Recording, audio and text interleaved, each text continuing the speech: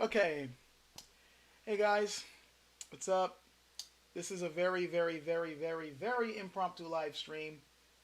Definitely was not planning on doing this today. And in fact, what I'm about to do, I was just gonna like record it and then just put it up and then be done with that. But considering the other two videos that I need to throw up there, I guess it would have been too much throwing this all up at the same time. And then I just heard my speaker beep, which you guys don't need to hear that. So let me just headphones and the speakers so you don't have to hear that loudness. Yeah, you can tell I was not fully prepared for this. But, yeah, doing an impromptu live stream because this showed up at my doorstep earlier today. So, it was funny too because I was already in the middle of another live stream on a completely different channel on a completely different topic. And then I noticed that this was at the door. And so I figured, you know what, why not? I did one live stream for someone else.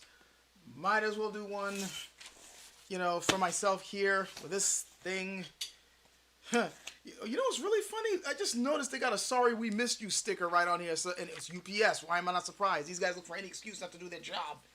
But it looks like they were just about to do that, and then I guess they heard me at the door and then just dropped it.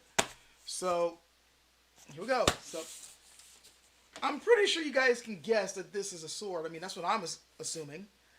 In fact, I know it's some type of sword because I was notified that I was going to be getting something today. Well, to be fair, it was yesterday, but it was supposed to apparently show up yesterday. They love doing this to me. Like, they'll tell me, hey, by the way, you're going to be getting a sword. Really? Yeah, it should be showing up on your doorstep today. I never know when these things are going to show up. I know when they're going to show up the day of or like the day just before because it didn't show up that day that they were expecting. Seriously, it's always like that. It's always a surprise. I never really know what I'm going to get until I'm supposed to get it, if that makes any sense. So, with my the unboxing knife for today, let's crack this thing open and see what we got. Once again, this is by LK Chen. It's like I'm turning into their spokesperson. It's funny. I mean, I like their swords and all that, but again, I'm not paid by these guys. And I try my best when I get these things to be as honest as I possibly can with the reviews. Like, it's not like I'm a shill or anything, though I think that they do appreciate that because, I mean, I don't want to say I've been overly harsh with them. I don't think I have, but whenever I see a problem, I'm like, yo, you need to fix this. So it's not as if, I'm just like, oh, it's awesome, and you need to buy their stuff right away. Like, I try to be as fair as I can, but apparently they must like the reviews or something, or maybe they like the fact that I'm willing to be as honest as possible because I keep getting things, and I'm not complaining. They're the only people who I can get things from. I am still planning on at some point. There is a sword or two from two different companies that I do want to get my hands on. I just gotta go and buy them, which means put some money together to do it. Though I think I might actually. There's at least one sword that I think I'm pretty close to getting. So we'll see. But let's see what this one is. So yep, slicing through the tape. Of course, we got the cardboard and then we got the styrofoam. They're not playing around shipping this thing to me because they saw what happened to that last Double Dragon Suedo, right? Which, by the way, in case you guys don't know, the review for my Double Dragon Suedo went up today, though the Patreon people are seeing it first because I have it set up so that the Patreon guys get to see it one day early before everyone else. But I think I dropped it this morning, so either later tonight or tomorrow morning, you should see that review, and then I got other stuff that should be coming up too. So just letting you know. If you guys want to win, didn't you already do that review?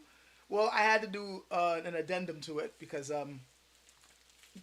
things had changed. You'll see what I mean when you see it. Those who are on Patreon already know what I'm talking about. So, but now let's see what this is. And by the way, of course, those who have supported me on Patreon, thank you very much for doing that. I know I desperately need to upgrade the tiers. Again, I keep saying I don't like the way it is, but I keep agonizing over how I should change it. But it does need to be changed. But still, for those of you who are contributing, I really appreciate it. It does help. It really does. So, let's see. They really went all out. You got the cardboard, and you got the styrofoam, and now you got the bubble wrap, and you got the tape around the bubble wrap. They're not leaving anything to chance, which is very smart of them. So, crack the sucker open. Let's see what this is. I'm noticing right away, this, whatever it is, does not have much of a handguard. I mean, look at this. It's also not that overly long. But yeah, you see this? Not, okay, there's something here. So there's a little something of a handguard here, but it's definitely stubby. So, those of you who are like, hey, don't you like your hands? Yeah, you're going to be saying the same thing about this. I know that just before I even see it. So, nicely wrapped. Another nice sword bag. One thing you got to say about, the swords coming out of, China, Japan, or whatever, they always have these really nice sword bags. I think they're nice. Interesting. This is not attached. Usually these things are attached to it. This is the first time I've seen it where it's not attached. Didn't break off. I like it though. Oh, I see it. Well, I see a place where I guess I could have tried to attach it, but it's too small for me to do that with. So I guess it's separate, but that's fine. Nothing wrong with that. Put that there. Ooh. Whoa. What the? Huh. Oh! I know what this is! I know what this is. They were talking to me about this, but I didn't think they were ready with it. This is one of the ones... Okay, I've been hinting at the fact that they were planning on making some new ones. I just didn't think this one would be ready so quick. Wow! Huh. And I see they went with the bronze this time. Huh. Interesting. Okay, I don't know what they're gonna call this, but it's like I know what this is, but I don't know what they're gonna call it. If that makes any sense. Okay, this here. All right, you guys know about Tang Dynasty dough, right? Those straight bladed dough that people like to say is the precursor to the katana. That's basically what this is. But it's like, and I might even be wrong, it might be a dynasty just before it, but I'm pretty sure this is supposed to be like a foot soldier's version of that type of sword. Like, which makes sense when you consider that LK10 like making reproductions of the common swords, not necessarily the overly designed ones or the ones that are ornate, that were made for nobility. I mean, they are doing that. Again, you saw the Double Dragon Suedo. That one, obviously, someone higher ranked must have had, or, the Magnificent Chujian or so on. This one is a foot soldier's version. Like, this is...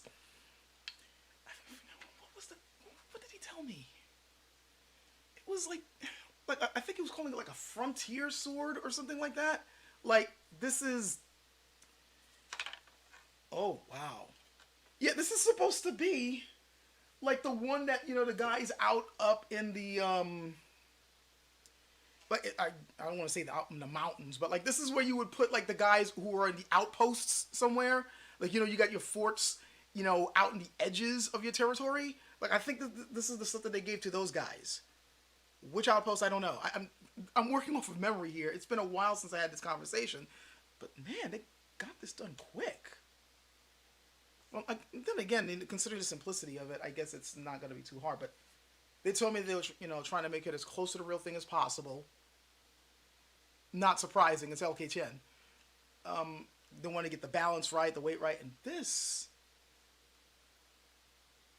you know what? I might as well get the things out the way that you guys are probably going to expect at this point from this company. Yes, it feels amazing in the hand. Yes, it feels like it wants to move. Yes, this thing looks incredibly sharp. The fittings are super tight. Really, really tight. Nothing shaking. Wow, that is really, that is a really stiff blade. Um, I don't know if this one has a pattern. I can't tell. There's a lot of oil on this one, which again is not surprising considering that it's shipping. I think I see a Hamon though. Very, I'm pretty sure I see a temper line. Huh. And it's not like, you know what's interesting? This is a lot more like the profile you would expect on a katana, or I guess a wannabe ninja toe. Those swords didn't exist back then. You know what I mean? Okay, you know how the blade geometry, they have it so that the edge has a shorter, has less amount of real estate on the blade, and then the back part has more. This one is the opposite. It's more katana-like, where the edge part of the blade has more real estate. You know, there's more of the edge than the back part. So this one's gonna cut really well, I think. And yeah, I am seeing a temper line. It's no, this pattern. There it is. There it is. I just needed to change the angle against the light. This is really interesting. I mean, it's very simplistic. There's nothing super ornate about it. But even in that simplicity, there is something to it. I really like, the detail work on the fittings, the extra lines that they got there around the, scab. There, this is not loose either. He's so far really tight. I'm gonna check out the how well it fits in scabbard in a moment. This thing is so well balanced. Jeez. Again, I shouldn't be surprised. Just about every last one of their freaking swords are. But, oh my god. Sheesh. I could easily see somebody calling this like a modern ninja toe or something. And it's not. This is pretty much a Tang Dynasty though. Let's find out how sharp this thing is. Hold on. I want to see how... Wasting my paper. Okay, might as well see what this thing is like right out the bat. No, I don't have any targets to cut up in here. I just got paper. I'm probably going to embarrass myself trying to do this right. It's sharp. Gods, man. These guys just are... no offense to Uncle Hing over at LK Chen. They call him Uncle Hing, the guy who forges these things, or the guys who are working with him. Every time I get a sharpened sword from them, again, no offense, I'm really hoping that the people over there laugh at what I'm about to say, but I just keep getting this image in my head of some dude who's possessed by some spirit of old, and that spirit happens to be a maniac.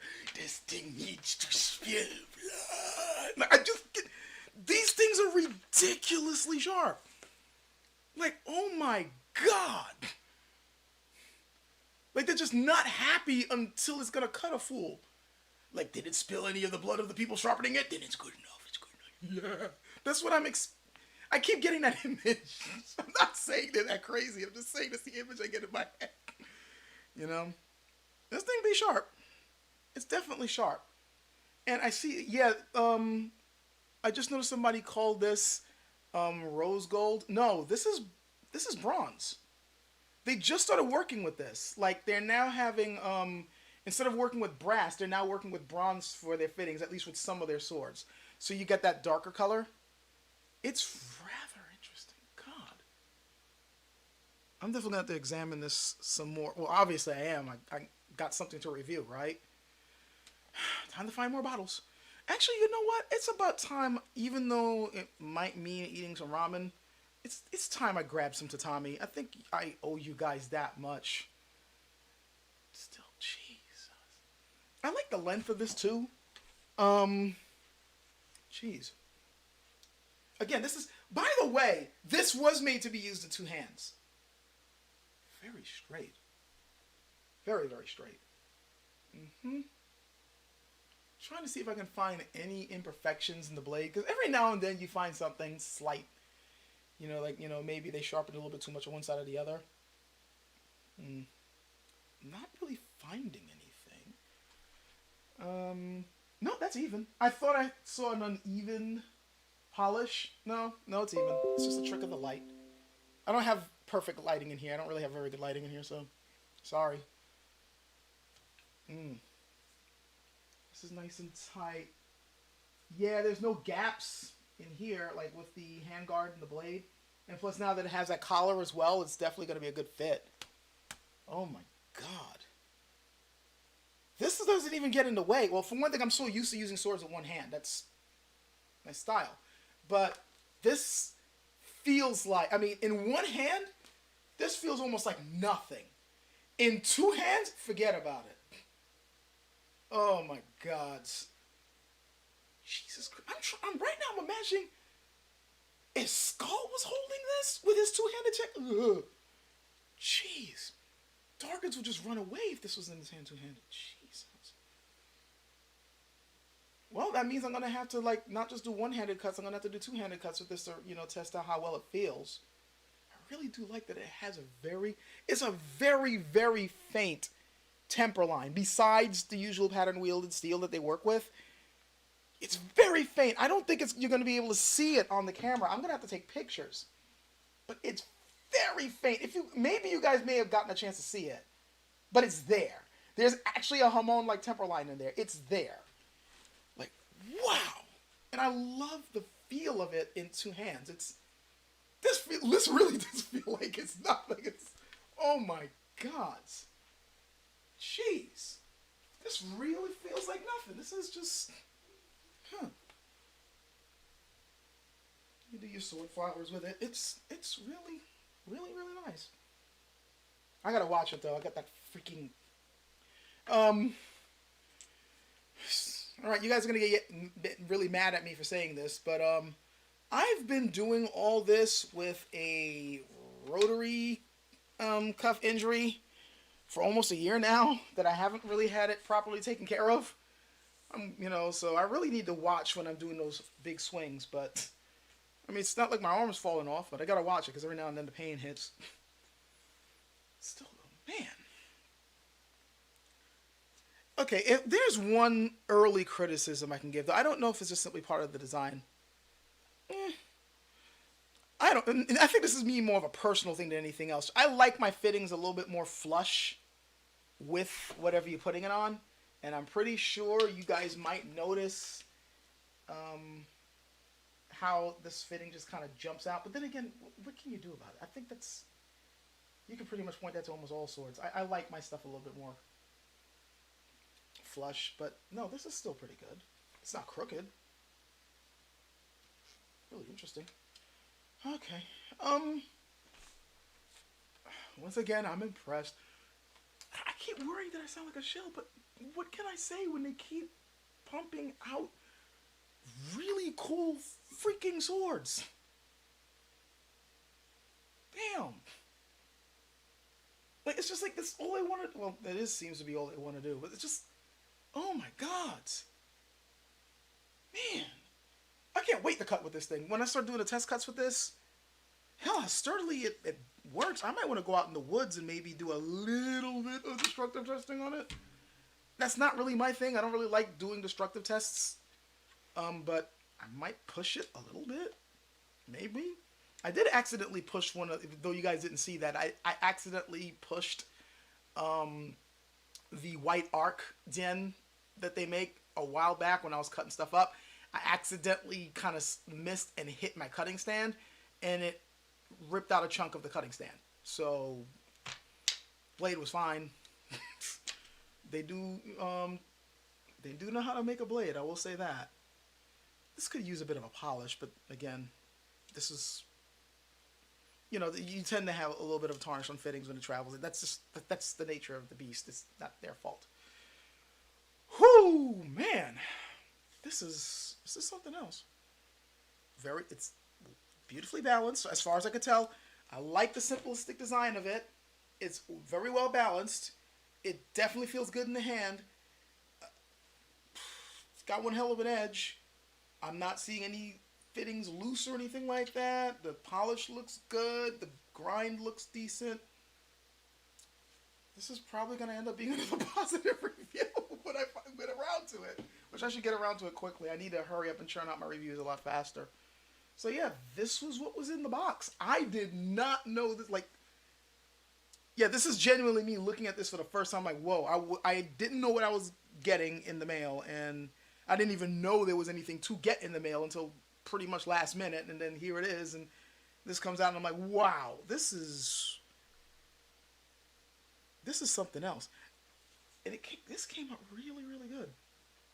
And the thing, my context keeps telling me there's more stuff coming. And I'm not at liberty to tell you what else is coming. But yeah, there's some really cool stuff coming. This was one of them, and it looks really, really good. So, wow. I didn't expect them to get this out so quick. This is really, really nice. It really is. And I'm not that much of a doll guy. I'm more of a Gen guy, but this is nice. This is really nice.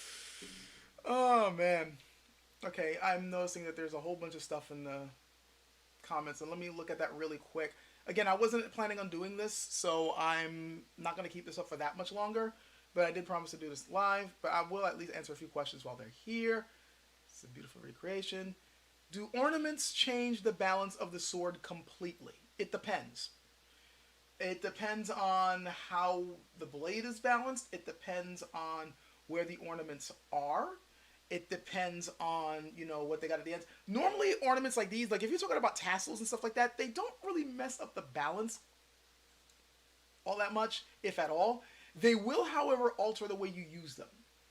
If you got one that has a tassel that is really long, then yeah, you got to be careful how you move it around if you don't want to get caught in your arms and your hands as you swing it.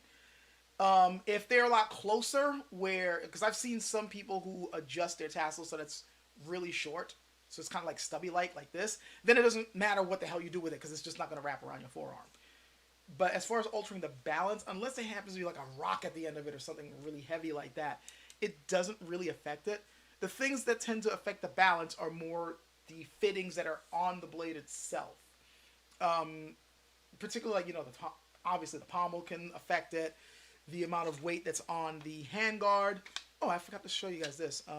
Yeah, it's a decent fit. It's not superly tight, but it's tight enough that I can do this. Right, when I shake it, okay, it does that. I noticed the Handian that I got from them, those have much tighter fits. This is a pretty decent fit. It's like, okay, it's going to stay in there, but you probably, okay, now it's giving me a little bit more tight. There we go. It's a decent fit. It's not going to instantly fall out as soon as I hang it upside down, so that's good.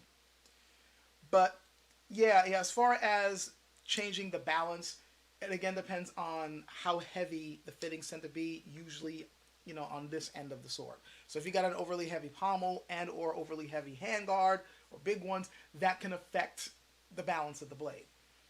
So, though interestingly enough, and I actually got in trouble with this years ago, I had handled so many Asian swords that were more balanced with the blade itself than with the fittings that I started feeling like, okay, you know what? The pommels have nothing to do with balancing a sword. It's the overall creation of the blade, and then the actual fittings you put on there, you don't really put those there for that.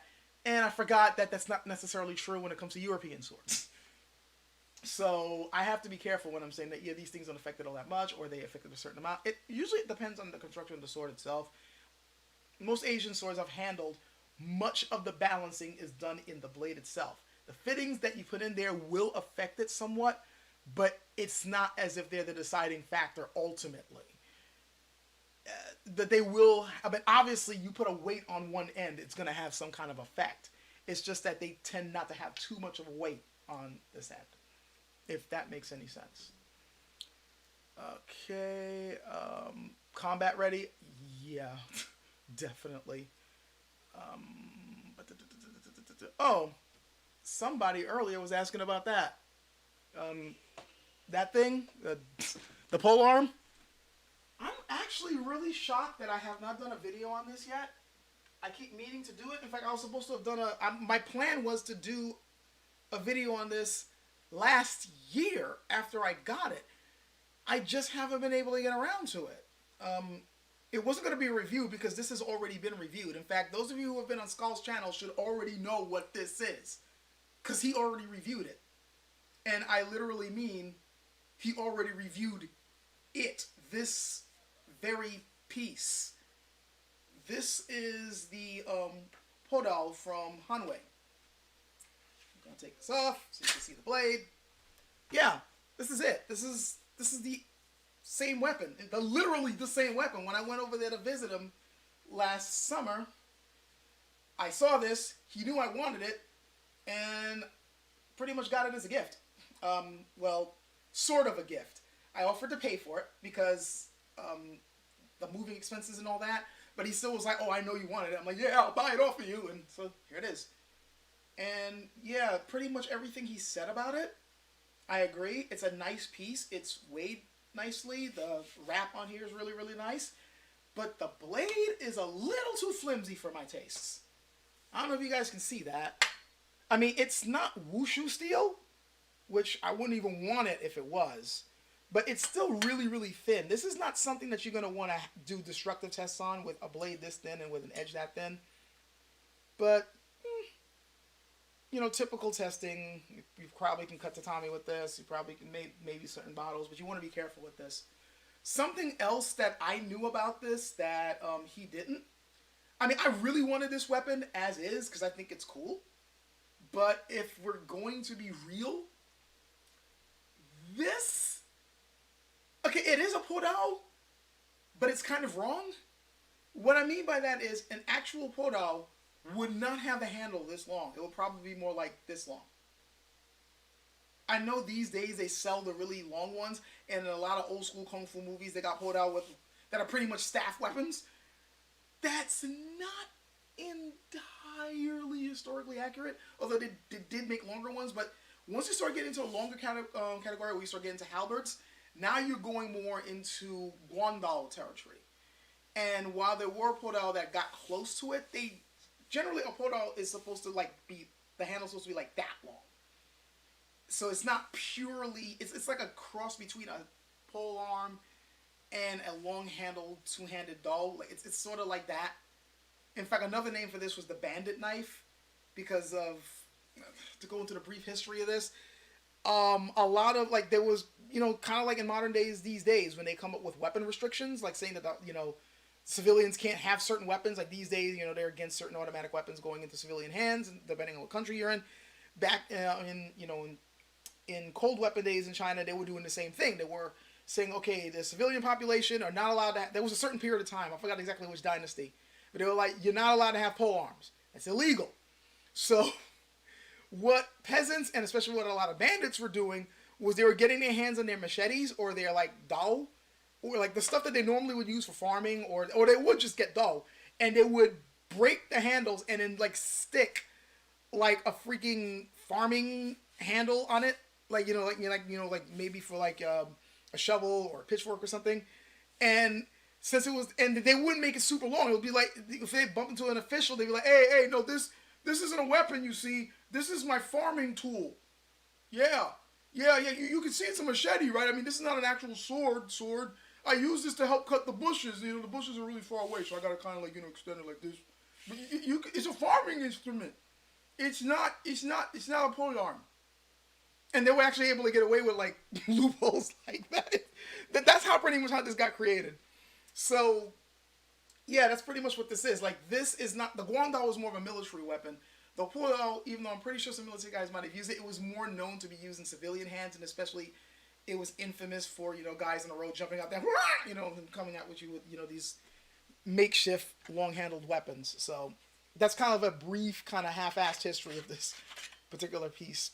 But I've been meaning to do a video on this where I kind of talk about its history and show off some of the techniques with it, because I think they're really, really cool. I just haven't been able to get around to it because, well, it's one thing to, do a couple of cutting videos in front of your apartment with a sword, and it's another thing to come out there with something like this and start jumping around, the public yard. Like, I have to find the right time to do something with this.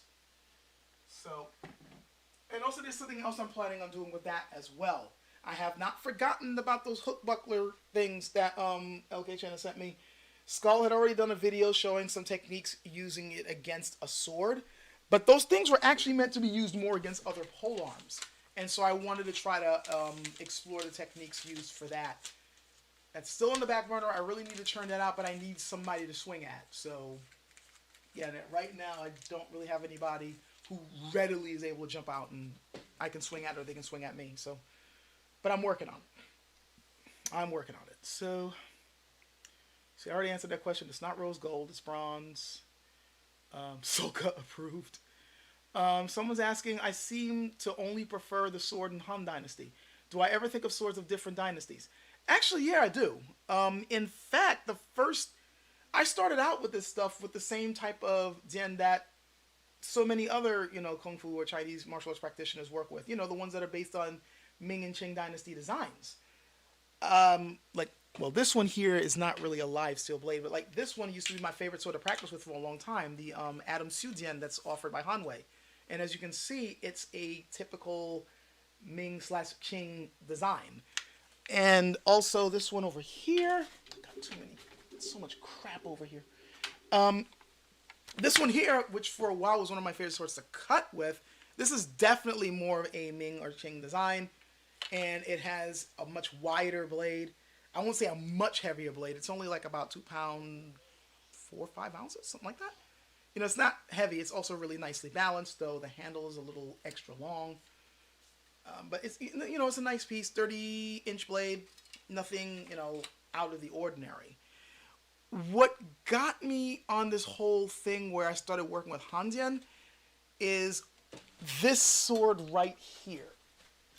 It's like I'm going through a very brief history of what I've been showing on my channel. This sword right here, I fell in love with this sword the second I saw it online years ago, like around 2000, I want to say around like 2004, 2005.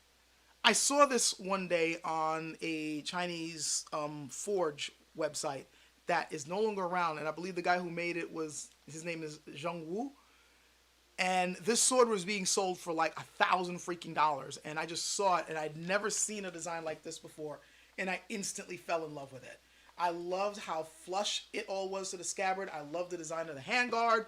I was looking for another decent two-handed Chinese sword. And I'm like, I will own that someday. And many, many years later, when other people started copying this design like crazy and the price went down, I was able to get my hands on it. And I liked it. It was, this particular piece I'm still fond of, despite the fact that I later on found out it's not exactly historically accurate. But I really liked it. I liked the scabbard. The blade was well made. It's good balance. You can use it either with one or two hands, so I primarily use this with one because the blade is only 32 inches. And I personally think that if you're going... I understand that, yes, a 32-inch two-handed sword in the, Asian side of things is not out of the ordinary. In fact, most Japanese katana, the blades don't go much further than 28 inches, and those are two-handed swords. But I'm so used to seeing things on the Chinese end of things where two-handed Chinese swords are pretty long. Really long. So seeing a handle like this on a 32-inch blade is kind of odd for me. Like, I would expect at least 34, 36 inches. So I use this primarily one-handed despite that, but I kind of treated this like a sort of Chinese bastard sword or hand-and-a-half sword, if that makes any sense. And for a while, this was like my little kind of prized possession, simply because I liked the design, until one day a certain person showed up on my website, underneath the video where I talked about whether this is good to get if you're a beginner, and he pointed out to me that, by the way, that's historically inaccurate. Handle's not supposed to be round. The scabbard's kind of wrong. The weights are wrong. I'm like, really? And then he sent me this special little number from LK10, and I've been a devotee ever since. It's not that I don't like swords from other dynasties. It's just that the ones, for one thing, I like the historical accuracy on the LK10 swords and the fact that Han Dynasty swords, if they're done historically accurate, are lighter and so beautifully balanced that it's like once you get your hands on one of these things, you almost don't want to touch another one. That's the reason why, and the other reason is because these things just keep showing up on my doorstep to review, and I'm not complaining in the least. But It's like the second I got my hands on this, the second I gripped this and started swinging it around, like, oh my god, this is what a Gen is supposed to feel like. A lot of contemporary made Gen that are supposed to be based on Ming and Qing designs, I find them to either be overly heavy, or if they're not overly heavy, then overly designed. And these don't have that problem. I mean, granted, lately I've been seeing some companies coming up with, the more contemporary designs or the more Ming Qing dynasty designs that are weighed closer to the antiques. This I tentatively say is one of them, although this is a little too long for this, but it's not that big a knock. But by and large, I keep finding a lot of contemporary made yen where they're like, 2.8 pounds, 3 pounds. There's one I've seen with a 28-inch blade that's 3 freaking pounds, and it's not even sharp. Like, what are you doing? Like, these are the sorts of things that get on my nerves. So stuff, the stuff that LK Chen's making, which right now they focused a lot on the Han Dynasty, but it seems that they're kind of they're moving further along in the timeline. These just are so beautifully balanced that I can't help but like them. But it's not that I prefer one dynasty over the other. And to be perfectly honest with you, I do like some of the designs that I see more in the Ming and Qing dynasty as far as the handguards are concerned. Like this particular handguard, I really, really like that shape. And as far as the Han dynasty goes, this is my favorite handguard of the bunch. This one and the one on that double sword back there, that striking eagle one that they have, that handguard I also really, really like. So, I tend to like designs from different dynasties. So, focus on that one. Can I suggest a good Tai Chi sword or a good Gen? Again, I think, did I ever put that video out? Did I ever do? I got so many videos in my head. I don't know if I ever finally made a video where I talk about some good places to get swords from. If I did do that video, I already recommended like JKOO swords. They tend to, that's where I got this one from. They have really good swords at great prices, especially if you want a sword with a live blade with a sharp edge. LK Chen I recommend, but only if you understand that these were made to be accurate representations of weapons used in the eras that they were made in. They were not necessarily made for your typical martial artist who's expecting, like, if you're the typical, okay, I expect Jen to be like this with a whippy blade and this particular, these are going to throw you off. These were not made with fantasy in mind. They were not made for contemporary ideas in mind. They just there are reproductions of blades that were used in the time period that they were made in. If you can get over that, you'll end up with an excellent blade. I personally think their Flying Phoenix or their Magnificent Shujian are fantastic ones to do Tai Chi type stuff with, or any other Chinese straight sword stuff with, as long as you can get past a really tiny handguard, and the shape of the handle. But they're they're really, really good weapons for that. If you want a more contemporary based one that's based more on Ming and Qing designs, then there's Sino Sword, there's Ryan Sword, though Ryan Sword is a lot more expensive. There's Hanwei, if you just simply want something to practice with. Their Adam Suzanne is a great little practice weapon to work with. If you want something that you can cut with, but is not as expensive, again, there's JKOO Sword. This thing only costs like $167 flat, and it's one of the best cutters I've ever gotten my hands on. There's I don't know why I didn't mention him first. Scott Rodell's cutting gen on Hanwei. I keep hearing so many good things about it, and I am pretty damn sure it is a fantastic sword considering who helped design it.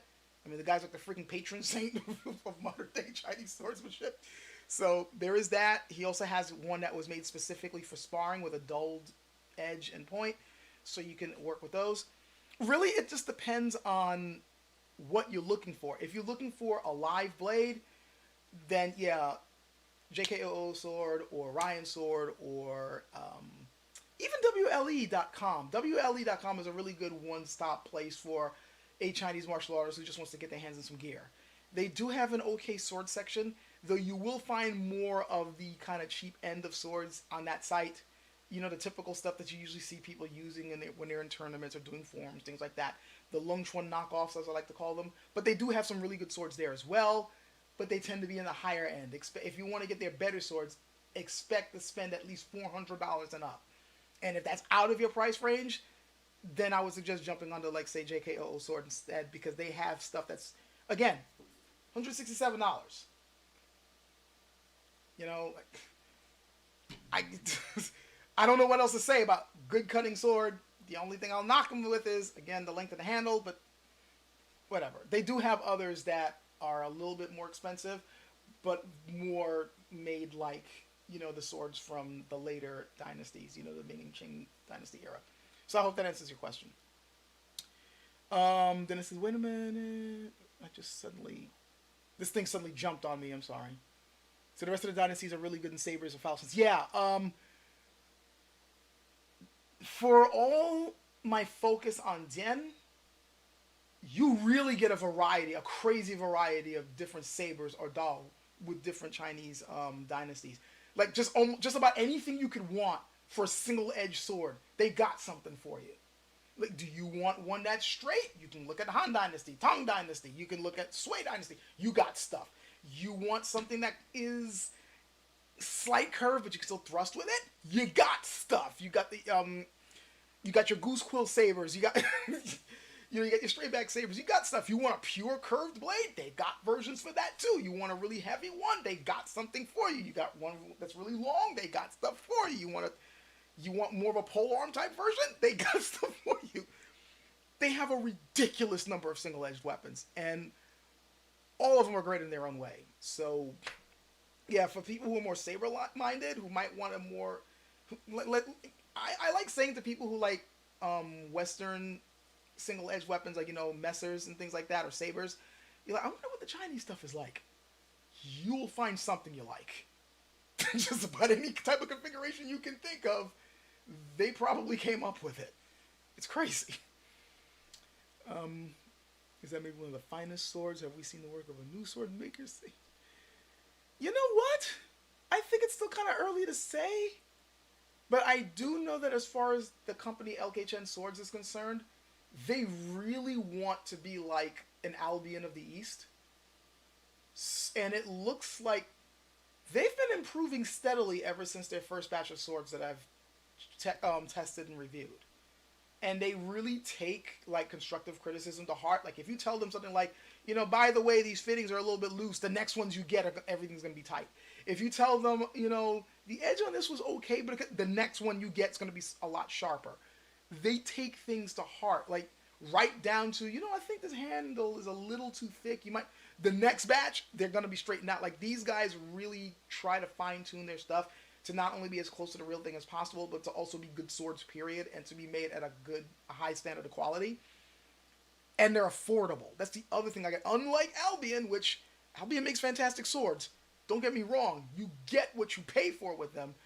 But the thing I like about LKChen is that they're trying to churn out some really good products, and they're keeping their prices reasonable. I mean, you're still going to be spending around like $300 or so, but I honestly think that's a good, reasonable price for a decent sword. That's not too expensive. Like, once you start getting to the $400, $500, $600 range, then yeah, now you're getting into the deep end or sort of the investments. But they're, like, offering things at a decent price, and there's really good, you know... They're made at really good quality and at fantastic balance and feel. So, yeah, I'm thinking I think we're all seeing a rising company, and I just hope that they kind of continue to keep that spark, because we've seen other companies that, you know, they look promising, they're on the rise, and then once they kind of reach a certain place, that's when the greed sets in, and the cutting corners and all that type of crap. I'm hoping we won't see that with this company. Time will tell, but so far what I'm seeing is promising. At least that's my opinion. This is be popular for practitioners of non-Chinese martial arts, since this is the predecessor of so many swords. Yeah, I do see that. Always have some sort of injury, because unfortunately we don't take good care of ourselves. Though to be fair, I mean, my biggest problem is I wrenched this, interestingly enough, not through sword practice, but basic bare hand practice. I went a little too hard. There's a certain Piguazhang move where you kind of like do a certain windmill motion, and then you like go down in a low stance and kind of slam the ground. And I overworked the shoulder while doing that, and that's where I got the injury from. It's a lot better now, but the pain still hits me every now and then, and I really should have had it looked at. I'm hoping that with my real life job that I do, my real life job has been really taking a lot out of me lately. There's a lot going on, but I'm hoping that they just changed my schedule again. But the way they changed it, I might be able to have some time where I can actually go to a doctor and say, "Can you look at this, please?" And we'll see if we're going on from there. So, hold up the Tommy. Robust fittings of the sheath. Who's the maker? If I hadn't made it, by the way, clear, who sent this to me? This is another LK Chen sword. I believe I don't know what they're gonna call this one, but I know this is supposed to be like a frontierman's version of a Tong Dao or a foot soldier's version of a Tong Dao. So it's gonna have a name something like that. I don't think it's on the website yet, though. Like again, I'm pretty sure I'm one of the guinea pigs to test it out. Okay. What's it say here? It's called also Shad, even though it's medieval. Okay, it's been a while since I've been on the channel. Watching my videos since way back. Nice to see somebody from way back still watching my channel. Especially since it seems the subject matter has changed quite a bit since my old days. Though, I will say thanks to a certain individual, some of my old style videos are going to be coming back. I already have one already edited, ready for me to pump out. I'm just wondering if I should bother to put it out because it's over an hour long. But if anyone watching this right now misses those videos where I started talking, I wax up philosophically about, political, social type issues. If you miss that stuff, you're going to really like this one. But it's over an hour long. So, just giving you that warning. That looks like a butter knife. Okay. Are there good movies, Asian or otherwise, that are accurate?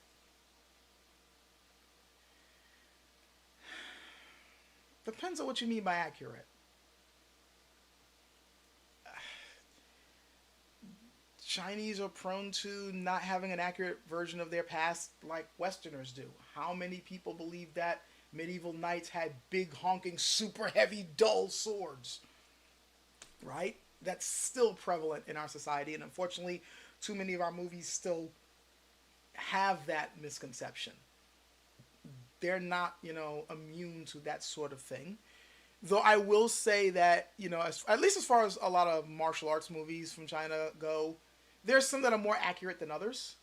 And there are some that are actually really good as far as trying to portray the history of the time period. Like, two of my favorite movies that kind of touch on the subject matter, and I mentioned these movies before.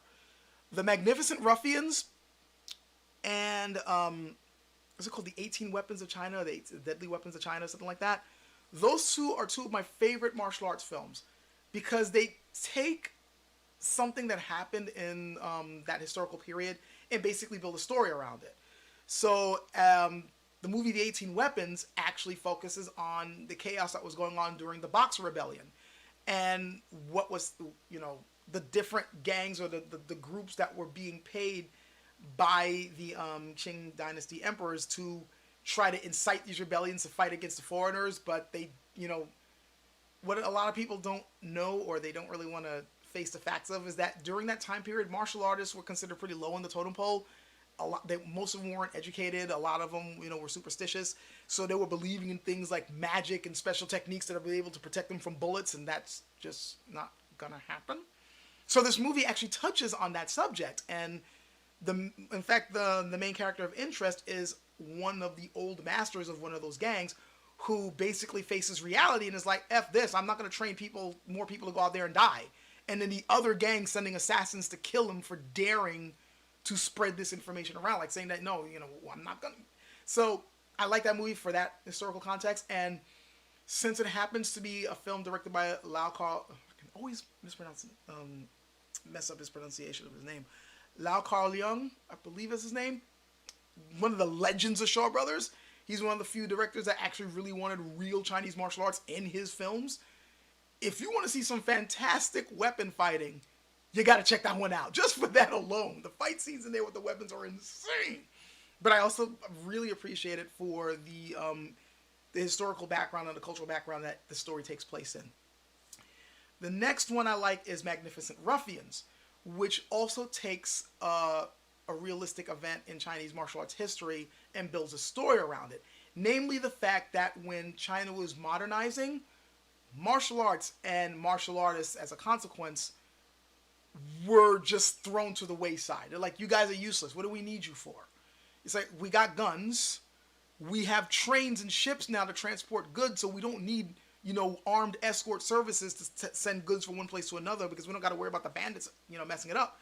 What do we need you for? So the movie kind of takes place with this guy who inherited, this escort service from his dad. And I know escort service means something completely different in modern days now. So basically, it looks like I got disconnected. So I need you guys to tell me where I left off. Oh man, if you're seeing this right now, I've been having some weird net connections lately, so They're no. God, this really freaking sucks. I'm sorry that I just suddenly seemed discombobulated, but yeah, I need to know where I left off in the live stream because I don't know exactly when this thing cut off. I didn't realize that I was disconnected until just a few seconds ago. So if you guys are seeing this right now, let me in fact make sure that the chat is working.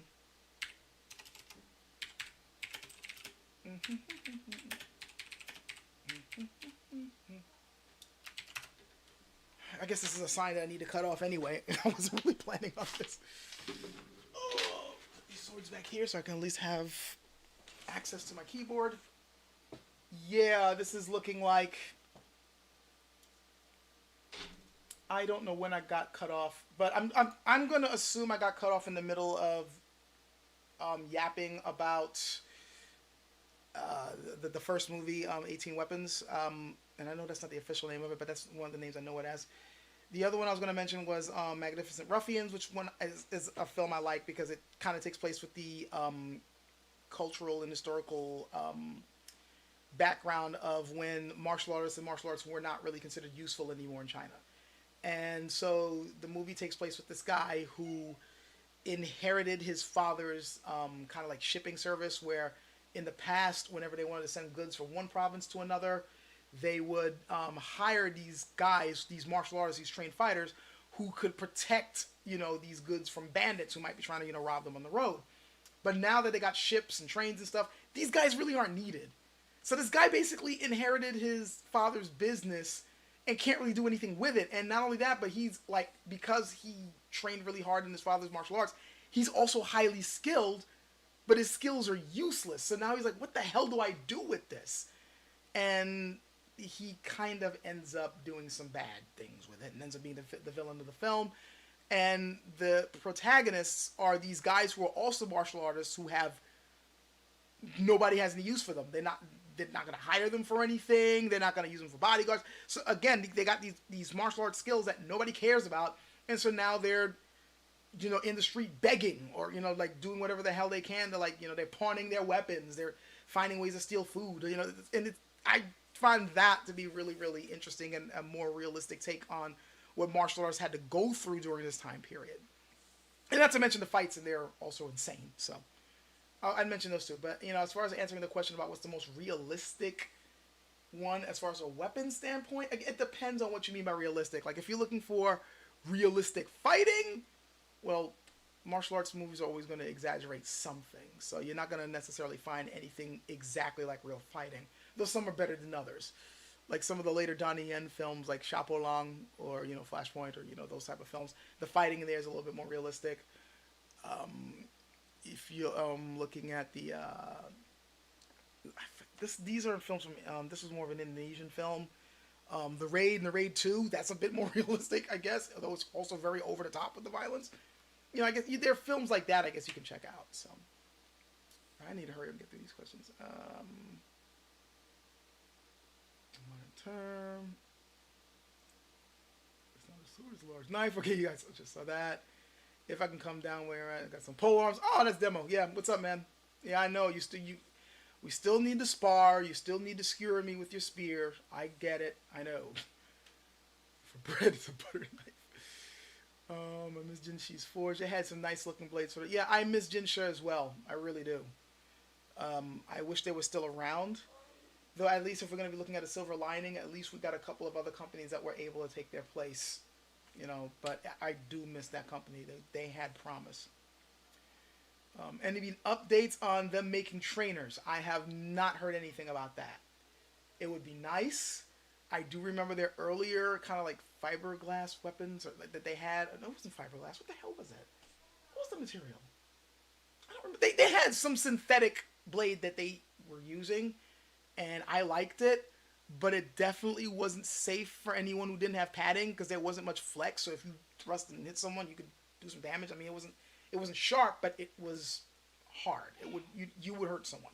So I guess they were trying to figure out what kind of material they could use for that, and I guess it's still up in the air on that. Oh yeah. I know. I need to talk about the Star Wars lightsaber choreography and my beef with that. I should whip that out one of these days. That won't be too hard to do. Coincidence that Bagwadao have decently similar handle and blade dimensions to Myodo for these specific dimensions and a training tool from unveiled by an Imperial Guard. Yeah, I honestly, this is something that's been on my mind for a bit. When you look at the training weapons for Bagua and or Tai Chi Chuan and even Xing Yi to an extent, I noticed that those weapons are a bit bigger and heavier than the norm. And I honestly think the reason for that is because those three were the last Chinese martial arts that were used at a professional level. And what I mean by professional, by like people who fought and, for a living, like put their lives on the line for a living. These are the last three martial arts that were used during a time period when these things were still useful to know. And so it would make sense that they would have bigger, more military type weapons to work with. That being said, I think once these things started being more civilian pastimes, that they kind of over exaggerated it a bit. Bagua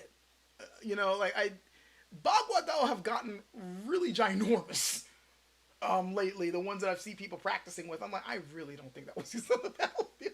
Especially since a lot of if you look at the Bagua Dao that practitioners are training with, that really huge one, it's a huge oxtail Dao. Those were not military weapons. A lot of people think that the oxtail Dao is a purely civilian's knife. It's more of like the goose quill sabers, the willow leaf sabers. Those are the ones that were used by the military.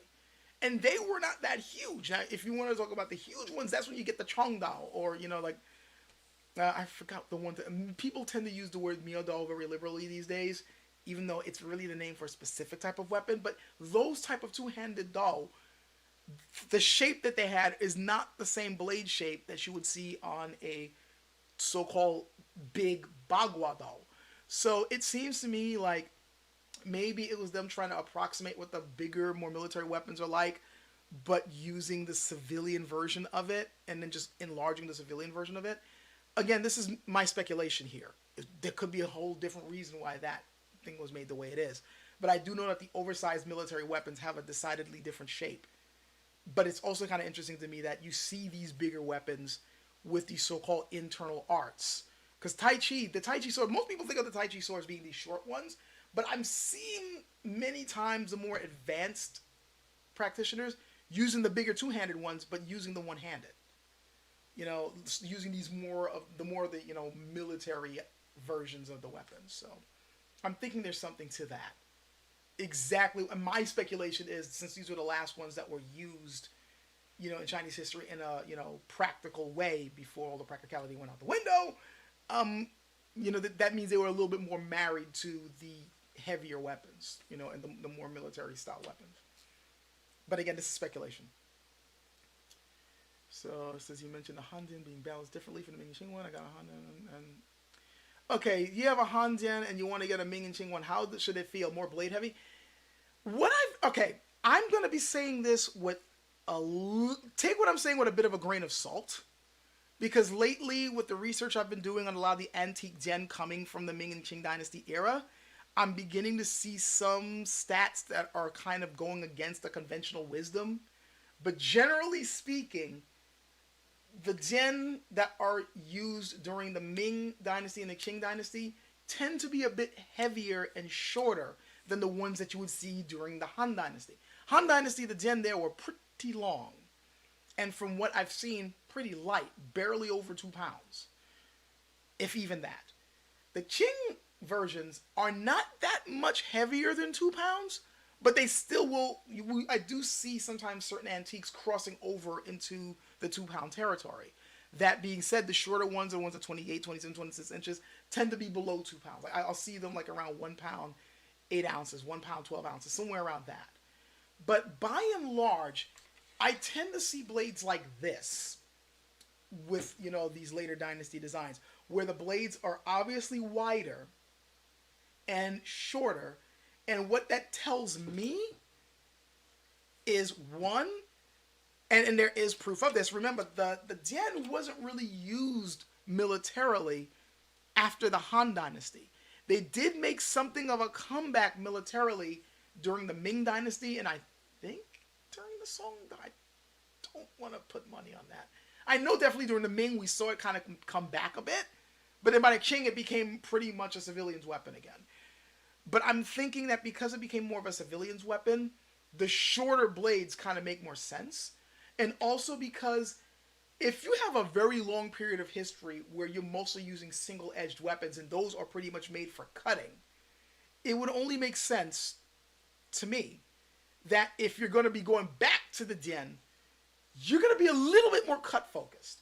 You're still going to be cut and thrusting. You're still going to be using the point because it's a straight blade. I mean, what else are you going to do? But it's interesting to me that I remember reading,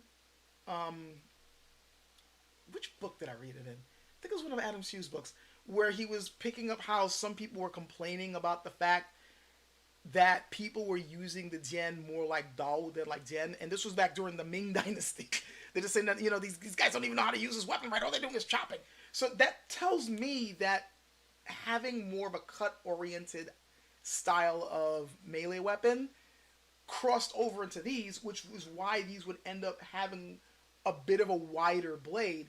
But if you're going to be making it a bit of a wider blade and more, blade material, you don't want to make it super long because then it's going to make it extra heavy and then you're going to be straining the forearm, so you shorten the blade.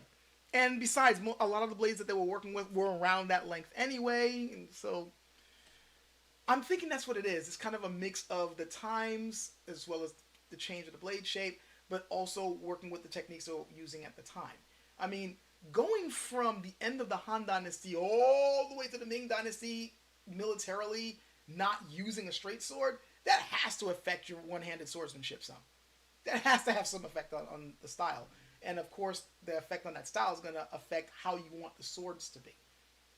So I'm thinking that's probably what it is. So if you're asking how should it feel, it should still be really well balanced. Ming and Qing Dynasty Dian are still very beautifully balanced. They should still, they should still feel perfectly poised in your hand. They should, you shouldn't have that overly forward heavy feel with the blade. But that being said, the blade is going to be a bit heavier by and large, like generally speaking. Now I'm saying generally speaking because I'm starting to see certain specimens where the blades are not that heavy.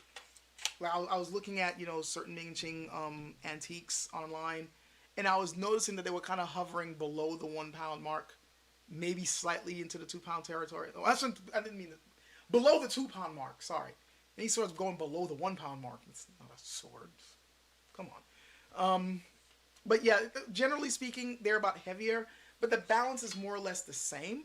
I will say that comparing the ones that I got from LK Chen, I will notice that the balance point is a little bit more forward. Like this one, the balance point is about, I'm just kind of going by sight here, but this is looking kind of like 4 inches, 4 inches, no, I'd say 4, maybe 4.5 to 5 inches from the handguard. And the LK Chen ones are a little bit further out. Like they're like maybe about here, but they got much longer blades, so it makes sense, Like I would say on average, a Ming and Qing Dynasty blade, the balance point's going to be around 4.5 to 5 inches from it. And some of those suckers I got there, it's going to be around like 5.5 to 6. But even that doesn't really feel too bad. It still doesn't feel like super blade heavy, especially since the blades are thinner. It's a little bit of a trade-off, but that tends to be the difference that I feel. The sword I really liked earlier, the upgraded Hanjin from... that's not the upgraded one. In fact, that one I showed you was an old one from Jinsu, which is no longer around. That being said, I would like to get the upgraded one from JKOO at some point. I just don't know when, and it's kind of hard to justify it. The upgraded version, yeah, it does look like it's better made in terms of how the fittings are put in and how nice the blade looks and all that. But at this point, because I've been spoiled by LK Chen, if I want to get the upgraded version, and I do, I would want it with some changes, like some personal changes. I would want the handle to be slightly different, and I would want the blade to be a bit longer. If they can make it that way for me, yeah, I'll jump on it.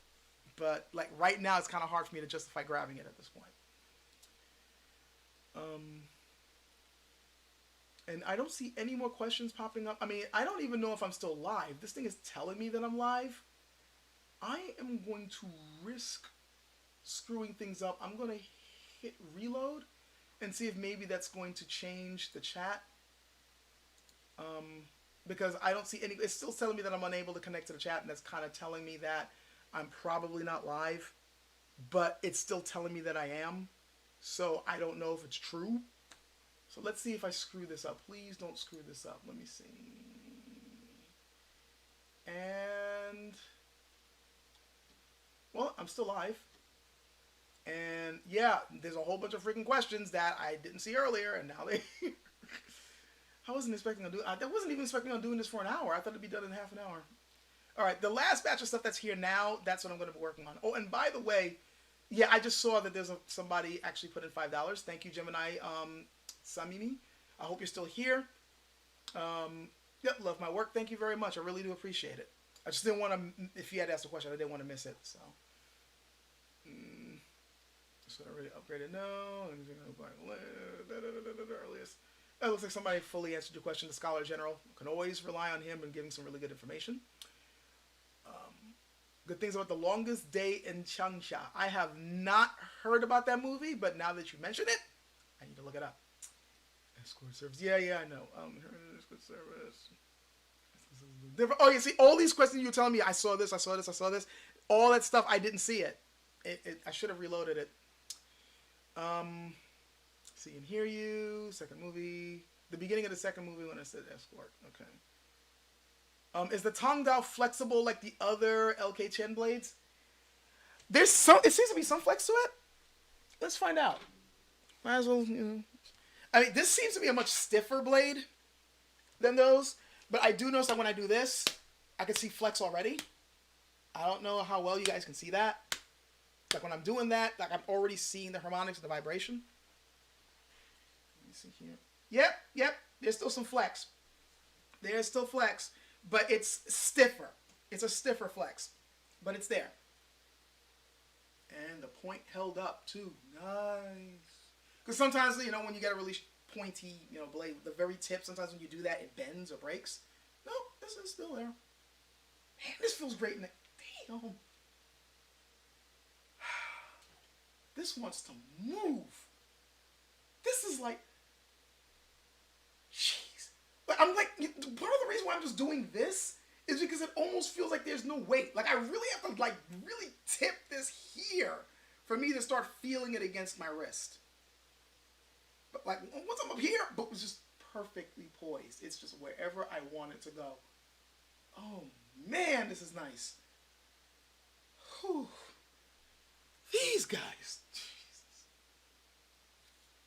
It's like they just, man, do they even know how to make a bat? No, I better not jinx it. I better not jinx it by saying, do these guys even know how to, how to mess up? But I don't want them to mess up. So, yeah, Legendary Weapons of China. That was the one I was talking about earlier. You got it right, Patrick Ray. First, I'll show how to shoot. Yep, you do. Time to flex. So you asked that. I know next to nothing about weapons. Is it 12 for me as well? No, it is not 12 o'clock over here. It's actually 9:14 p.m. Final Master 2017. Is that the one? Is that the one with the guy with the two butterfly knives at the end of the two butterfly doll? I think I'm pretty sure that is, because if it is, I saw that movie. That movie's awesome. I really like that film. And that final fight down the freaking alleyway. Oh my god, that's a good film. And a lot of people don't know that that's actually supposed to be the guy fighting is using Wing Chun. People don't really realize that because it's weapons based. But yeah, the guy's using Wing Chun. He's just using the weapons. So. The fat boy training and more slender military relay for real work. It could be that too. It could be that too. Like, again, many times in so many different arts, whether, Western ones, Eastern ones, whatever, many times the training tools you have tend to be a bit heavier and a bit beefier and a little bit harder to use than the actual thing, so that when you're using the actual thing, it's like nothing. So there could be that as well. That's a good point. Am I ever going to collect some antique weapons? When I hit the lottery, maybe. I'm not made of money. Look, you guys have to remember that at the end of the day, I'm just a Joe Schmo like you, and my channel is not big, and it most likely never will be big because I'm not putting in the work to make this huge. Like someone like Skull, God's bless him and all. YouTube is his job. That's his career. So he's going to put his all into it, and he's put a lot of work into it. I mean, a lot of work. The guy is like dedicated and talented at what he does. And I saw his setup and the way he does things. Yeah, there's a reason why his channel got that big. The amount of work and the amount of preparation and the amount of investment he's put into making it work it's awe-inspiring. He deserves he deserves all the support that he's gotten, and seriously. I mean, I just looked around at how he set up his studio and all that. I'm just like, oh my god, some people laugh at YouTube professional. No, he's a professional. So, but that's the amount of work it takes to make a channel grow big so it can bring in money for you. I am not prepared to put in nearly that much amount of work. You guys have seen my videos. What I'm doing right now is pretty much what I do for my videos. And then what do? I put a freaking title card in the beginning and the end. I put a freaking jungle loop in the beginning and the end. And that's it. I don't have any special intros. I don't even have any freaking thumbnails for my videos. It's been a long time since I've wrote up a script. I actually used to write scripts for my videos. I stopped doing that. And now I write outlines if they're going to be really, really long. And that's about it. That's not real work. You're not going to blow up that way. And I'm not really trying to. This is a hobby for me. This is fun for me to do. I like coming up on here and sharing my interests with people who might find it interesting. But that's as far as I'm going to take it. Because of that, this thing is not going to be bringing me buku bucks. It's just not. I do appreciate what comes in. Trust me, I do. The few people like, he's worth a Lincoln. They'll throw me a fight. I really appreciate that. I really, really do. I'm not making light of the support that I do get and the views that I do get. I appreciate it immensely. I'm just being real. I'm not being one of those guys, I'm going to be YouTube famous. I know I'm not, because I'm not putting in the amount of effort. The same amount of effort that I put into maintaining my family and keeping up with my real day-to-day job, that amount of effort that I put into that, I'm not putting that same amount of effort into the channel. And so because of that, I'm realistic enough to know that it's not going to garner the level of respect that a bigger channel would get. So this is a very long-winded way of me saying, because of that, I don't have the money to then go, I'll spend $2,000 on an antique. That money needs to go to bills and food. I can't justify getting an antique with it. Would I like to get an antique? Hell yeah. Do I see myself getting one anytime soon?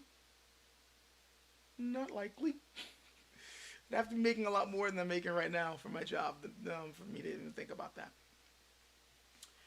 Okay, so a sword be tailor-made for the user? I love this myth. I'm pretty sure if you were a noble or you had tons of cash in the past, you can get one tailor made for you. Or if the military group you're part of, whatever army or you're in, if you reached a certain level of rank, they gave you a stipend. Like, okay, here's, you got to pay for your own gear, and then if you were able to use your money correctly, I wanted this. But by and large, you were just going to be using something standard issue, or you're going to be using something that was pretty much typical of what somebody else was using. Kind of like now. I sometimes look at the whole should I have a sword tailor made for me. This, like, I look at that the same way as if somebody came and asked me, so should I have a gun tailor made for me? Like, there comes a point when it's like, why? Like, pick something that works for you and be happy with that. I don't need a tailor made 1911. I need it to work. I need it to basically be decent quality.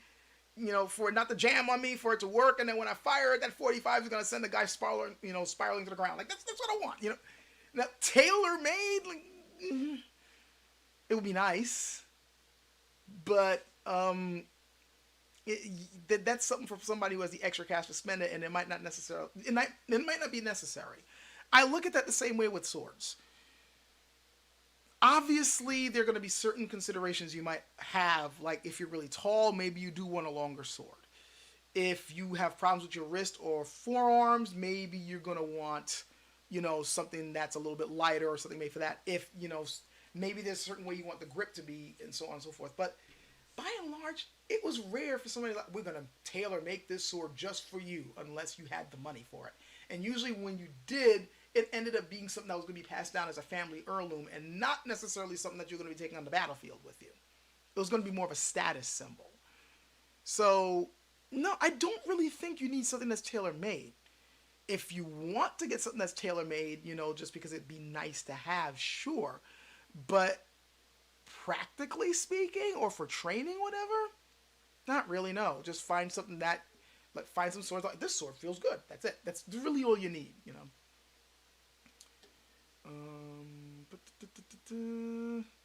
Picked up a small antique doll for about $500. I need to check it out then.